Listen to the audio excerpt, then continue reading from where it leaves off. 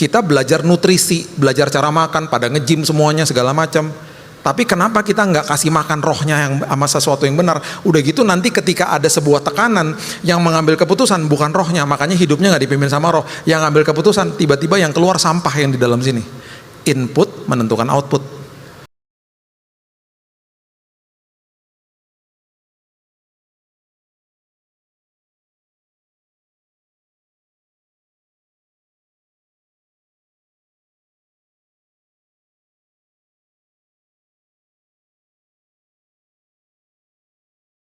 Setiap hari merupakan sebuah sekolah kehidupan. Prinsip dasarnya adalah begini. Setiap kali kita terima Yesus sebagai juru selamat, posisi kita dibenarkan di hadapan Tuhan. Posisi. Dosanya dihapuskan. Di perjanjian lama, kalau dosa itu hanya ditutup sama imam besar. Jadi kalau misalnya di sini ada noda di baju saya, itu hanya ditutup. Waktu Yesus selesaikan di kayu salib, ketika jaket ini dibuka, nodanya hilang. Dan posisi kita dibenarkan di hadapan Tuhan. Itu namanya proses justification, proses dibenarkan. Setelah itu terjadi proses yang berikutnya yang hari ini kita semuanya lewati setelah kita terima Yesus sebagai juru selamat. Kita hari ini dikuduskan sama Dia, sanctified. Oke, dikuduskan tiap hari. Nah, kita diberikan kekudusan, kita diberikan yang namanya sebuah bejana, sebuah rencana dari Tuhan, rancangan awal Tuhan yang dahsyat dikembalikan ke dalam tangan manusia. Semua yang indah ini untuknya modal kita untuk mengerti bahwa saya hari ini mulai dari posisi yang sudah menang sebenarnya, karena Yesus sudah katakan selesai di kayu salib. Sebenarnya itu, oke? Nah, itu bukannya berarti bahwa kita udah menang atas segala-galanya dalam hidup ini, karena waktu saya terima Yesus di tahun 98, yang lahir baru antara tubuh, jiwa, sama roh adalah rohnya. Oke? Ini kita harus pahami dulu. Lahir baru tuh roh saya, lahir baru. Jiwa saya di tahun 98 itu udah penuh sampah. Semua kita juga begitu, kata terima Yesus, jiwa kita itu usianya udah lebih lama daripada rohnya yang baru lahir. Karena rohnya kan born again, baru lahir. Jadi usia jiwa saya, usia jiwa kita yang dari pintu gerbang hati itu masuk banyak sampah, itu udah terdownload ke dalam sini. Pintu gerbang hati kan mata sama telinga. Nah, ke-download ke dalam sini, jadi waktu terima Yesus kita posisi dibenarkan sama Tuhan, belum berarti bahwa jiwa kita semuanya udah bersih. Jadi waktu saya terima Yesus, waktu kita terima Yesus, lahir baru di tahun 98 buat saya, case saya, jiwa saya udah penuh sampah. Jadi bagaimana supaya saya bisa hidup dipimpin sama roh, saya harus pastikan roh saya dikasih makan. Supaya makin kuat, makin lebih kuat, makin berotot, makin lebih perkasa, lebih kuat daripada jiwanya.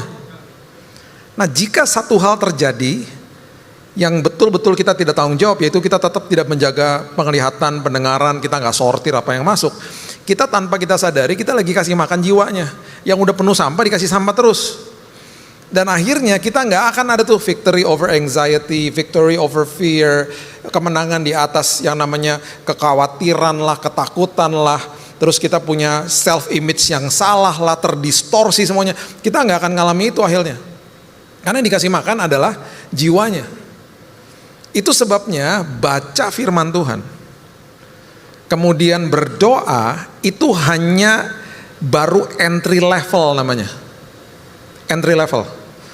Jadi itu aja, baca firman sama berdoa, kehidupan intim sama Tuhan, itu level di situ aja nih, level entry-nya aja, itu udah nggak bisa lagi di level keharusan.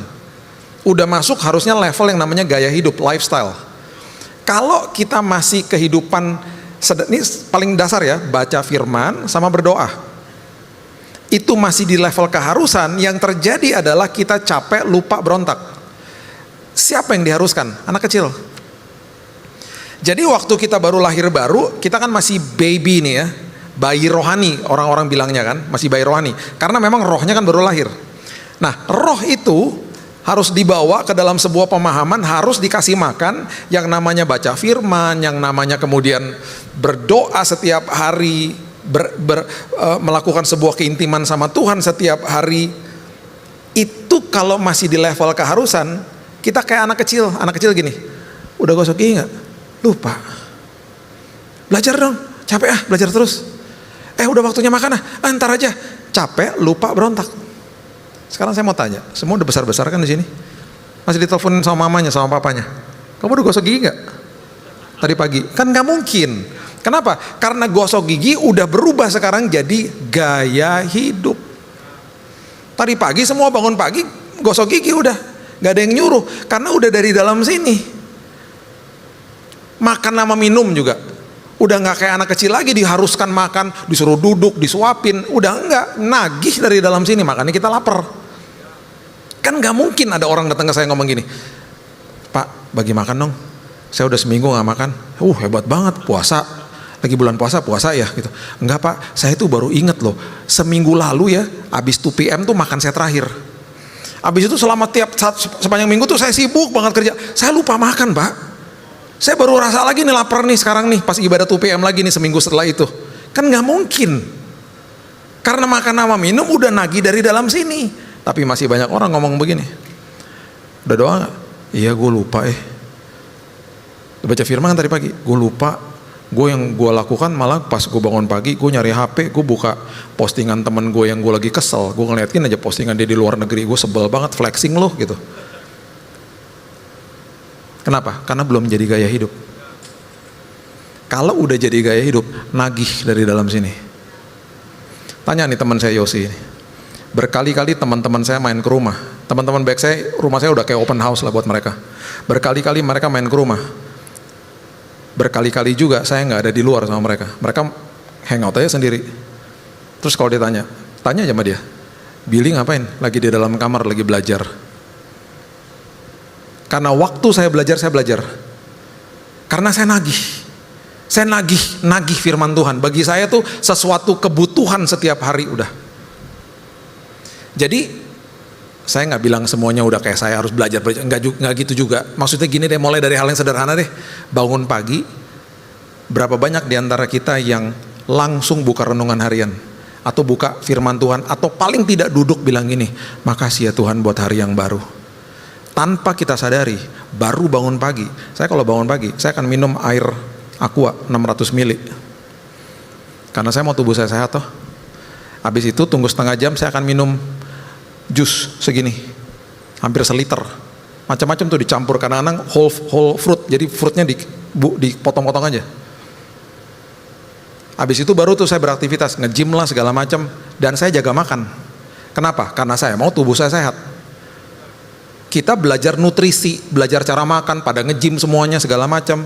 Tapi kenapa kita nggak kasih makan rohnya yang sama sesuatu yang benar? Udah gitu nanti ketika ada sebuah tekanan, yang mengambil keputusan bukan rohnya, makanya hidupnya nggak dipimpin sama roh. Yang ngambil keputusan, tiba-tiba yang keluar sampah yang di dalam sini. Input menentukan output. Makanya di 2 Petrus 2 ayat 7-8 dikatakan Lot itu orang yang benar. Tetapi tiap hari ia menderita oleh cara hidup orang-orang yang betul-betul bejatlah di luar, karena dunia penuh dengan kegelapan. Karena dia tinggal di tengah-tengah mereka, sama seperti kita tinggal di tengah-tengah dunia yang penuh dengan kegelapan. Dan setiap hari Lot ini orang yang benar, sama seperti kita, orang yang sudah dibenarkan, melihat dan mendengar perbuatan mereka yang jahat itu, sehingga jiwanya tersiksa. Dengan kata lain, jiwanya dimasukin sampah. Makanya kan saya sedih, saya udah pernah bilang kan, 2 tahun lalu Indonesia 2023 nomor 1 di dunia, bukan olimpiade, jangan bangga. Orang-orang di depan sosmed 5 jam per hari, kecuali jemaat PRJ. Beda lah muka-muka ini. Saya cuma curhat aja ya. Ini jemaat-jemaat yang rajin baca firman. Tahun lalu saya berharap rankingnya turun dong. Tetap nomor 1 dong. Dan jamnya bertambah jadi 7 jam per hari. Ngapain aja? What are you doing 7 jam? Itu kalau dikurang dari 24 jam, dikurang 8 jam, waktu tidur lah anggap 8 jam ya, tinggal 16 jam dibagi sama menitnya. Itu berarti setiap 12 menit sekali kita ngeklik HP kita. Kalau dihitung selama 24 jam per hari, 80 kali kita ngeklik. Mending baca firman. Yang dilihat ya gitu-gitu lah, sampah semua akhirnya. Terus kita juga nggak paham, akhirnya kita jadi netizen yang debat kusir aja, kerjanya nyinyir aja. Kita nggak paham bahwa kita punya mimbar di situ. Yang paling tidak kita bisa kasih ayat atau nggak forward sesuatu yang membawa kebaikan bagi orang lain. Atau nggak paling tidak ya, saya kan punya Alkitab digital, saya copy paste aja ayat hari itu. Mungkin aja udah pernah dan mungkin aja ngomong gini, tapi Pak yang like cuma 1. Beda sama postingan saya yang lain. Yang like banyak. Saya mau kasih tahu, yang like cuma 1, jangan-jangan tuh orang bertobat. Nanti di sorga ketemu, Tuhan kasih tahu, kamu tahu nggak yang kamu komplain tuh waktu itu?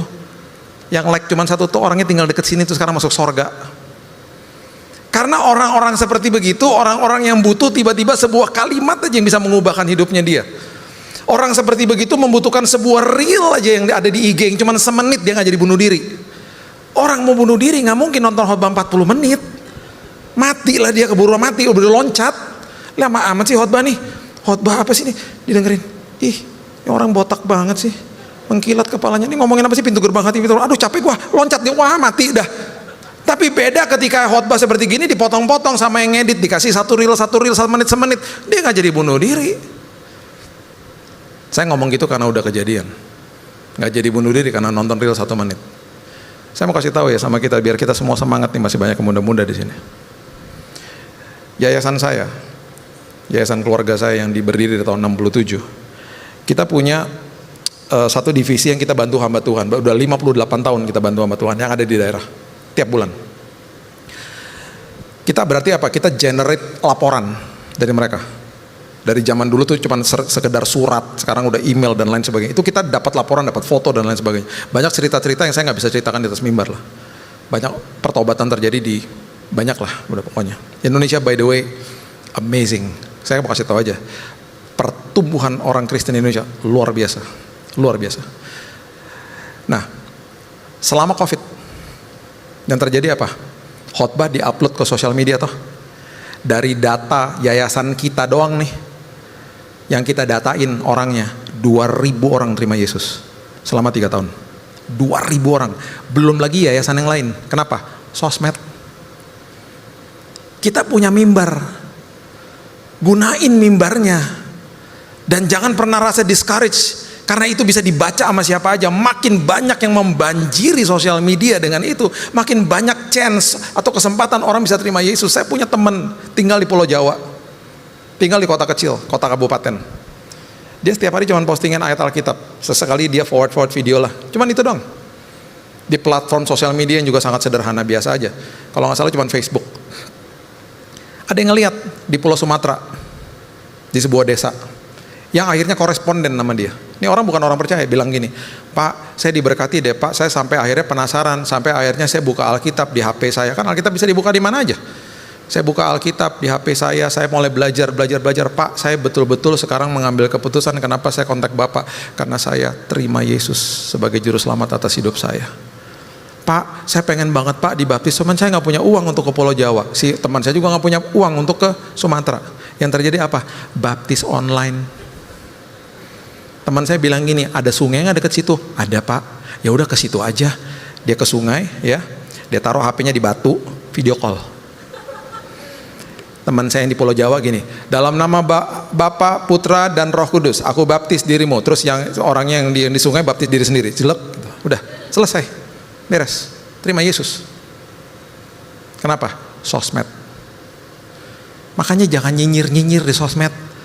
Terus debat-debat kusir nggak penting banget, tau nggak? Kasih kebaikan Tuhan, kasih tahu good newsnya Tuhan kepada mereka. Nah dengan itu aja kita juga belajar sama diri kita untuk ngontrol diri kita kan. Kita ngontrol apa yang kita masuk lewat pintu gerbang hati. Lama kelamaan kita udah kasih makan sama diri kita sendiri, kasih rohnya makan yang luar biasa. Akhirnya ketika ada tekanan, yang mengambil keputusan akhirnya hidup dipimpin sama roh. Ingat, kasih itu adalah keputusan. Kasih itu adalah salah satu bagian daripada buah roh. Itu sudah ditempatkan di dalam hidupnya manusia. Temannya kasih, yang ada di dalam perasaan atau jiwa itu namanya jatuh cinta. Siapa yang pernah jatuh cinta? 1, 2, 3, angkat tangan sama-sama saya. Aduh banyak bohongnya, aduh banyak banget yang gak bohong, yang bohong angkat tangan. Jatuh cinta itu bisa hilang kapan aja.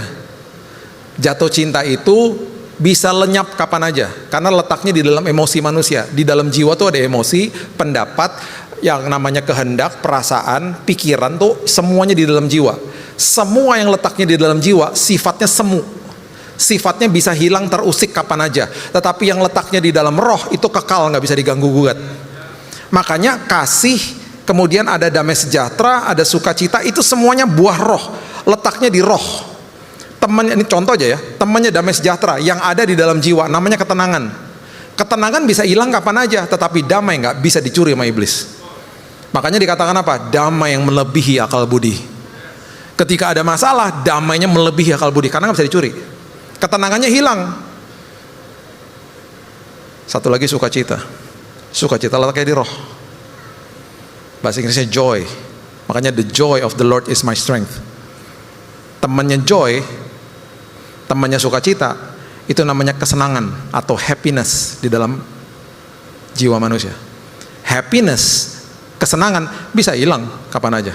Sekarang saya tanya, waktu saya terbaring di rumah sakit kena cancer, senang nggak? Ya nggak ada lah orang yang senang di balik rumah sakit. Bil, lu senang nggak di rumah sakit? Ya enggak lah. Lu ada ketenangan? Ya nggak ada lah. Saya di lantai 8 tiap hari dengar orang mati, orang menjerit segala macam. Di sebelah kamar saya dia kena kanker paru-paru, batuk 24 jam sampai saya tuh ngenes banget hati saya, sampai saya tumpang tangan di tembok, Tuhan sembuhin nih orang. Saya dengarnya capek, apalagi dia kan, Tuhan tolong dia. Besok paginya udah nggak kedengeran batuknya. Saya senang dong, saya tanya sama suster, suster apa kabar sebelah? Tadi jam 5 pagi udah meninggal. Saya nggak berani doain orang habis itu. Gue tumpang tangan dia meninggal. Tadi gue minta Pak Billy doain habis khotbah, habis ibadah gak jadi gitu. Takut gue. Itu yang saya dengar, itu yang saya lihat. Sekarang ditanya, ada ketenangan? Gak ada lah. Ada kesenangan? Gak ada. Tetapi setiap kali teman saya masuk ke dalam kamar, mereka selalu bilang gini, Bill, lo kok ada semangat ya Bill ya? Saya bilang apa sama mereka? Di dalam ketidakpastian, di dalam badai kehidupan, damai dan yang namanya sukacita tidak akan pernah bisa punah dari hidupmu. Itu penyertaan Tuhan namanya. Nah, ini prinsip dasarnya ya. Saya mau kita belajar to have victory over anything. Sekarang gini, prinsipnya gini. Setiap kali kita ngelihat sebuah masalah, kita punya dua pilihan. Karena setiap kali ada masalah keluar, kita kayak orang yang ditekan, kita adalah orang yang terpojok, dan aslinya kita keluar. Aslinya keluar. Makanya nggak bisa memvalidasi saya ketika saya berdiri di atas mimbar, nggak bisa. Nggak bisa. Kita kalau ketemu di gedung gereja semuanya manis-manis kok. Harus validasi saya, tanya sama orang di rumah. Istri saya, 2 anak saya sama mbak yang kerja di rumah. Satu udah 25 tahun kerja sama saya. Billy lantang, kalau dalam tekanan ngapain? Itu mereka baru bisa validasi dengan benar. Mbak saya di rumah ya, kerja sama saya 25 tahun, galakan dia. Saya udah bilang sama dia, Mbak, kalau hari Senin jangan ketok-ketok kamar. Karena saya nih abis ini kan saya harus ke Pluit nih, ke CK7 di Pluit. Tadi pagi di intercom 3 kali, berarti 5 kali kan? Ntar sampai rumah udah jam 7. Minggu lalu sampai rumah jam 9. Capek, hari Senin hari libur. Jadi saya mau tidur sampai siang. Sampai jam 8, jam 9, saya mau relax pokoknya. Istri saya juga kalau pagi pergi diem-diem, dia nge-gym duluan lah, dia ngantar anak sekolah lah, dia diem-diem perginya. Nah, Mbak di rumah saya tuh suka ngetok kamar kalau minta uang buat tukang sayur. By the way, saya di rumah yang ngurusin gitu-gituan ya, bukan istri saya. Agak-agak kebalik nih di rumah saya. Jadi kalau ada bocor-bocor, ada pintu rusak segala macam, istri. Uang sayur, ya, pesan galon Aqua, Indomaret, urusan gitu-gituan, saya. Balik ya. Istri saya tuh agak-agak MacGyver soalnya.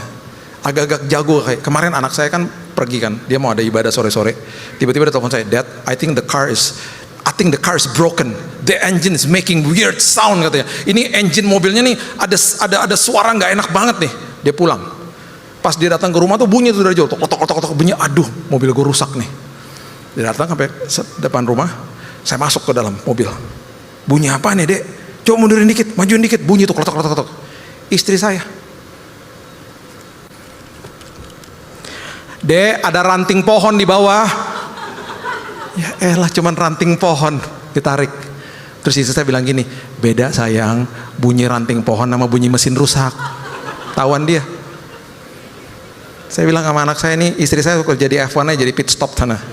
Jago amat gitu. Tuh, that's my wife. Jadi saya tuh urusan begitu-begituan tuh, urusan uang belanja gitu-gitu. Hari Senin diketok jam 8 pagi. Saya buka kamar. Mbak di rumah galak. Uang sayur, kalau ngomong gitu tuh nggak ada permisi Pak, nggak ada gitu-gitunya. Uang udah kayak keluarga sama saya. Uang sayur gitu. Saya buka pintu. Mbak, ini hari apa? Astagfirullah. Iya, hari Senin Pak, minta maaf gitu. Saya udah gak bisa tidur. Apa habis itu saya marah-marah? Mulai hari ini portal tutup. Gak ada tuh tukang-tukang sayur masuk sini, no akses. Dan mulai hari ini sampai selamanya keluarga lantang makan daging, gak usah makan sayur. Saya ngomong gitu, enggak. Saya marah-marah sama dia, enggak lah. Malah dia yang galak sama saya. Dulu waktu anak masih kecil-kecil, kalau saya lagi bawa mereka pergi, besok harus sekolah, saya ditelepon sama dia. Kalau Mbak telepon majikan biasanya ngapain? Permisi Pak, maaf Pak. Biasanya kan gitu kata-katanya, kata-kata sopan biasanya. Ini enggak. Posisi di mana? Emangnya gue grab car? Posisi di mana? Dia marah. Itu anak-anak, terus dia ngelain saya. Nggak tidur siang. Besok sekolah. Ini udah jam 9.30, kenapa nggak pulang? Ditaruh teleponnya, cekrek ditaruh. Buset deh, anak-anak gue dulu yang sewot. Karena dia sayang banget sama tuh anak-anak. Makanya anak saya waktu pergi sekolah jauh, nangis-nangisan. Sekarang udah ngambek nih karena yang kecil juga mau pergi. Udah aku pensiun aja katanya gitu. Udah lah Mbak, jangan ngambek-ngambek gitu. Terus saya bilang marah, saya udah ngomong sama dia. Mbak jangan pergi ya Mbak, nanti kalau aku liburan aku nggak mau loh Mbak nggak ada di rumah gitu. Iya gitu. Ngambek kan gitu. Karena sayang banget sama anak-anak gitu. Galakan dia. Makanya nggak bisa kita validasi orang cuman sekali lihat doang, nggak bisa. Banyak orang ada banyak sampahnya di sini. Belum tentu kita melayani Tuhan, kita menyembah Tuhan. Ayo. Karena penyembahan itu adalah segenap hidupmu. Ketika ada di belakang pintu, apakah integritas atau wholeness yang arti katanya kekudusan itu ada di dalam hidupmu? Ketika orang lihat dan orang tidak lihat, sama nggak kita seperti yang ada di depan umum gitu loh? Itu namanya integrity, the wholeness thing, the wholeness of you. Kekudusan itu arti kata kekudusan, holiness. Jadi yuk, saya mau ajak kita semua, ya. Semua kita punya sampah. Saya juga punya sampah kok, ya. Ketika masuk ke dalam sebuah sekolah kehidupan, nah ini dia. Saya mau kasih di akhir khotbah saya sama ini. Oke. Sekolah kehidupan supaya kita dapat victory, dapat crown, dapat ijazah, lulus. Oke. Itu kelas-kelasnya seringkali nggak enak. Karena kelasnya atau nama sekolahnya namanya ini STM Badai. SMA Padang Gurun. Siapa yang mau masuk? Perguruan Tinggi Lembah Kekelaman. Ayo, siapa yang mau masuk? Ogah gua. Ngapain gua masuk ke situ? Terus dikasih tahu, iya belajar ketika berjalan dalam lembah kekelaman seperti apa? Nggak mau. Masuk ke SMA Badai, belajar ketika lagi di Badai ngapain? Nggak mau. Saya kasih contoh ya. Coba lihat Markus pasal yang keempat, ayatnya yang ke-35. Markus pasal yang keempat ayat 35. Firman Tuhan katakan begini. Pada hari itu, waktu hari sudah petang, Yesus berkata kepada mereka, marilah kita bertolak ke seberang. Yang ngomong mau ke seberang siapa? Yesus. Yesus yang ngomong toh. Kalau dia keluarkan kalimat dari mulutnya, itu pasti terjadi. Kalau saya ngomong gini, yuk saya antar ke seberang ya, saya nggak bisa kasih jaminan keselamatan sama tuh orang. Saya akan berusaha dengan usaha saya, tapi saya sebagai manusia punya keterbatasan. Tapi ketika Yesus bilang gini, yuk kita pergi ke seberang, udah pasti sampai ke seberang. Jadi kalimat ini artinya kita pasti sampai ke seberang dengan selamat. Pertanyaan saya, apakah Yesus tahu akan ada badai? Oh jelas. Apakah dia tahu dia akan tidur karena dia capek secara manusia? Oh jelas. Makanya dia udah berfirman. Firmannya adalah protektor daripada perjalanan mereka. Perhatikan kalimat berikutnya. Mereka meninggalkan orang banyak lalu bertolak membawa Yesus beserta dengan mereka dalam perahu di mana Yesus telah duduk. Perahu-perahu lain juga menyertai dia. Lalu mengamuklah tofan yang sangat dahsyat. Predictable, dia udah tahu. Ya, ombak menyembur masuk ke dalam perahu sehingga perahu mulai penuh dengan air. Ya, pada waktu itu Yesus sedang tidur di buritan di sebuah tilam. Nah di titik ini harusnya jangan dibangunin. Karena apa? Sekolah kehidupan. SMA Badai. Lagi belajar nih, lagi belajar badai. Bagaimana saya menangani badai? Bagaimana supaya pelajarannya selesai, tuntas, saya punya victory dalam hidup saya. Saya punya kemenangan. Menangani apa? Ketakutan lah, anxiety lah. Semua itu saya akan belajar di dalam badai. Karena di dalam semua kehidupan kita, ketika ada hal-hal buruk ini terjadi, kelemahan kita pasti keluar. Ketika kelemahan keluar dan kita berikan kelemahan itu kepada iblis, kita bermitra sama dia, dia akan gunakan kelemahan itu untuk menghancurkan kita. Itu namanya cobaan. Jadi yang menentukan itu cobaan atau ujian kita. Jadi kalau kita lihat masalah, udah pasti kelemahan kita keluar, udah pasti. Kalau kita ambil kelemahan itu dan kita kasih sama iblis, kita biarkan dia merajalela. Contoh, kalau ketika ada sebuah masalah, saya cepat tersinggung, saya cepat marah, saya cepat asumsi, saya cepat kepahitan misalnya. Itu berarti ketika saya tidak mau memperbaiki itu dan saya tetap nuntut orang untuk supaya menjawab kebutuhan saya dan saya nggak mau peduli sama kebutuhan mereka, saya lagi bermitra sama iblis dan saya nggak akan pernah jadi orang yang berubah. Ketika nanti ada masalah itu lagi terjadi hal yang sama. Perbedaannya dengan ujian adalah ketika saya melihat dari sisi ujian, kita sadar, wow, ini kelemahan aku cepat marah, aku cepat tersinggung, aku cepat asumsi, aku cepat menyimpan kesalahan orang lain, aku cepat untuk mementingkan kepentingan aku sendiri. Ketika itu kita sadar, kita bermitra sama Tuhan, kita kasih sama Tuhan, kita bilang, Tuhan, ini keburukan aku Tuhan, tolong ya aku. Ketika kita mengeluarkan, ketika kelemahan itu keluar dan kita bermitra sama Tuhan, Tuhan akan menggunakan kelemahan itu untuk membuat kita lebih baik di ujian berikutnya. Makanya namanya ujian matematika. Ketika ujian matematika kita dapat hasilnya, kita langsung tahu, aduh nomor 2 gue gak belajar ya, formulanya salah ya. Kita langsung tahu, kita terekspos langsung, itu kelemahan saya. Ketika ada remedial, ketika kita udah belajar, berhasil. Makanya namanya ujian matematika, bukan cobaan matematika. Anak-anak siap-siap, besok akan ada cobaan matematika. Dan di akhir tahun, Departemen P&K sudah merubah namanya jadi cobaan nasional, bukan ujian nasional. Enggak, ujian nasional namanya. Paham ya? Itu perbedaannya. Jadi mau ujian atau cobaan, itu it's up to you. It's up to you. Nah ini enggak, ini murid-muridnya ngelihat badai, cobaan, udah takut. Terus mereka katakan begini. Maka murid-muridnya membangunkan dia dan berkata kepadanya, Guru, engkau tidak peduli kalau kita binasa. Guru, engkau tidak peduli kalau kita binasa. Harusnya jangan dibangunin. Yesus dalam perahu kehidupan kita, nggak mungkin celakalah kita. Orang dia ada di situ, dia mau tidur kayak, dia mau ngapain, walaupun ombak udah menyembur masuk, pasti sampai selamat. Dan ada pelajaran yang luar biasa. Akhirnya Yesus bangun dengan kasih karunia, dengan kemurahan hati dia bangun, dia menghardik angin itu dan berkata kepada danau itu, diam tenanglah. Dan danau itu akhirnya menjadi teduh sekali, anginnya reda, danau teduh sekali. Izinkan saya tambahkan di dalam kalimat ini, atas permintaan murid-muridnya. Yang artinya adalah kelasnya di stop, pelajarannya di stop. Bisa pelajarannya di stop, bisa muridnya kabur, bisa muridnya bilang ini, saya nggak mau continue, saya drop out aja, saya nggak mau. Kalau Yesus setuju dengan permintaan mereka, ayat berikutnya di ayat 40 pasti dia akan ngomong begini. Ayat 40 coba lihat. Lalu ia berkata kepada mereka, guys, makasih ya udah bangunin saya ya, hampir kita mati bareng. Betul nggak? Kalau dia setuju, dia akan ngomong gitu, guys, thank you ya guys, aduh aku deg-degan loh guys, aduh hampir loh kita tenggelam bareng. Dia akan ngomong gitu? Dia nggak ngomong gitu. Dia bilang apa? Kenapa kamu begitu takut? Dan kalimat kedua tuh nempeleng banget. Kenapa kamu tidak percaya? Why didn't you believe me? Kenapa kamu stop kelasnya? Kenapa kamu kabur dari kelasnya? Kamu kan mau victory in your life. Kamu kan mau menang atas dirimu sendiri. Kamu tahu kan pergumulan paling besar dalam hidupmu bukan lawan iblis, lawan dirimu sendiri. Perhatikan apa yang terjadi ketika kelas tidak selesai.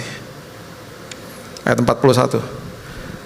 Mereka menjadi sangat takut. Udah takut, makin takut. Nggak selesai kelasnya. Dan ini yang paling mengerikan. Kalimat berikutnya mengatakan begini. Mereka berkata seorang kepada yang lain, siapa gerangan orang ini sehingga angin dan danau pun taat kepadanya. Mereka tidak kenal siapa Yesus. Dan saya mau beritahu ini kepada kita semuanya. Kalau kita nggak kenal Yesus, kita tidak akan kenal diri kita sendiri. Itu udah banyak banget pembuktian di Alkitab. We will know our identity. Kita akan mengerti identitas kita ketika kita kenal siapa pencipta kita. Makanya di Yeremia dikatakan begini, hatimu licik, siapa yang tahu? Oke, saya tutup sama ini. Coba lihat Matius pasal yang ke-14 ayat yang ke-22. Sekolah badai juga. Yang tadi SMA badai 1, ini SMA badai 2. Ya. Coba lihat ini. Sesudah itu Yesus segera memerintahkan murid-muridnya naik ke perahu dan mendahuluinya ke seberang. Sementara itu ia menyuruh orang banyak pulang. Dia yang suruh. Dia yang suruh lagi ke seberang. Udah pasti nyampe ke seberang. Dia yang suruh kok. Tapi dia nggak di situ secara fisik. Tapi firman-Nya udah kembali lagi sebagai protektornya mereka. Setelah orang banyak disuruhnya pulang, Yesus naik ke atas bukit berdoa seorang diri. Ketika hari sudah mulai malam, ia sendirian di situ. Perahu murid-muridnya sudah beberapa mil jauhnya dari pantai, diombang-ambingkan gelombang karena angin sakal. Kira-kira jam 3 malam datanglah Yesus kepada mereka berjalan di atas air. Kalau kita lihat kronologisnya dalam bahasa asli, dari mereka mulai badai sampai jam 3 pagi itu kita more or less about 5 to 6 hours, 5-6 jam. Lama loh, lama ini. Pelajaran pertama, dia lagi kasih tahu sama mereka, aku berkuasa atas badai hidupmu. Dia jalan di atas gelora, dia jalan di atas gelombang.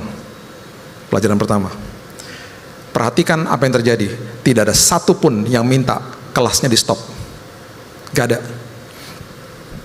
Ketika murid-muridnya melihat dia berjalan di atas air, mereka terkejut dan berseru, hantu. Lalu mereka berteriak-teriak karena takut. Pelajaran kedua, Yesus segera berkata kepada mereka, tenanglah, aku ini, jangan takut. Takut itu normal. Hidup dalam ketakutan gak boleh. Sakit hati itu normal. Kepahitan gak boleh. Kepahitan kita bisa kontrol. Hidup dalam ketakutan kita bisa kontrol. Takut kita nggak bisa kontrol, karena itu emosi. Dan takut itu perlu. Kan bahaya juga kalau tiba-tiba rumahnya ada api terus kita nggak takut gitu. Ada api, seru juga ya. Nggak kebakaran lah rumahnya. Kita harus ada panik juga gitu. Cuman nggak boleh hidup dalam ketakutan. Sakit hati itu normal. Kepahitan nggak boleh. Sakit hati kita nggak bisa kontrol. Sama ketika kita jatuh ya sakit lah. Hati juga bisa sakit. Tapi kepahitan kita bisa kontrol. Yang menumbuhkan akar kepahitan diri kita sendiri. Jangan salahin orang lain. Oke, tenanglah, jangan takut. Lalu Petrus berseru menjawab dia, Tuhan, apabila engkau itu, suruhlah aku datang kepadamu berjalan di atas air. Setelah nggak takut, dia punya iman toh. Di tengah-tengah badai, dia mau jalan di atas air. Lalu Petrus menjawab dan katakan, Tuhan, aku mau jalan di atas air. Yesus katakan, datanglah. Maka yang terjadi, Petrus turun dari perahu berjalan di atas air. Sejelek-jeleknya Petrus, dia sempat berjalan di atas air. Mungkin waktu dia habis menyangkal Yesus, murid-muridnya pada bilang, lu nggak bener lo. Ya gini-gini pernah jalan di atas air. Gitu.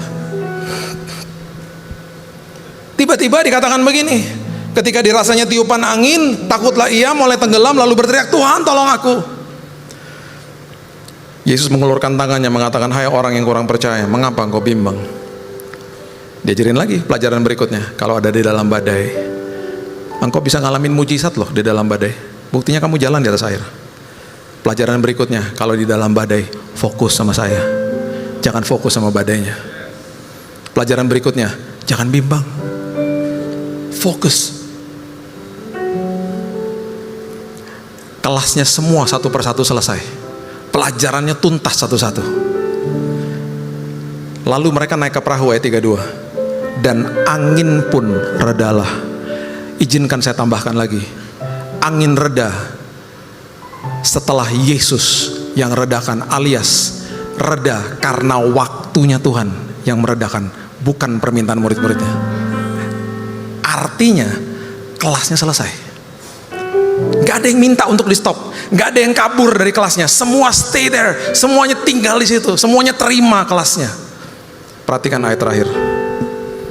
Yang tadi kan mereka makin takut toh, dan mereka gak kenal siapa Yesus. Look at this, ayat 33. Orang-orang yang ada di atas perahu menyembah dia, katanya, sesungguhnya engkau anak Allah. Mereka kenal Tuhan. Kenapa? Karena kelasnya selesai. That's the key to victory. Itu adalah kunci kemenangan dalam hidup ini. Ketika ada badai, biarin aja. Saya tutup sama ini ya. Waktu kita masih bayi, kita akan pegang jari orang tua kita. Kita masuk ke usia balita, kita pegang mainan. Kita masuk ke remaja, kita pegang HP. Kita jadi pemuda, kita pegang tangan pacar. Kita jadi mahasiswa, kita pegang ijazah.